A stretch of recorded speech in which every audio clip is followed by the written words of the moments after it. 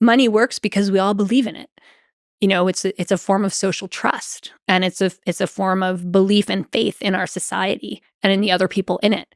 And when that breaks down, the money system will break down as well. Is there something that Milton Friedman said and thought about, how to control the psychology of humans at scale?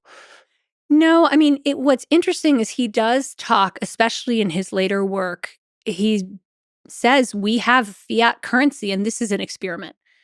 And Yeah. we don't know how it's going to turn out. And it's turning out okay right now, but we've always had a commodity-based or backed currency of some form or another. And this is the first time. And so who really knows? So far, so good.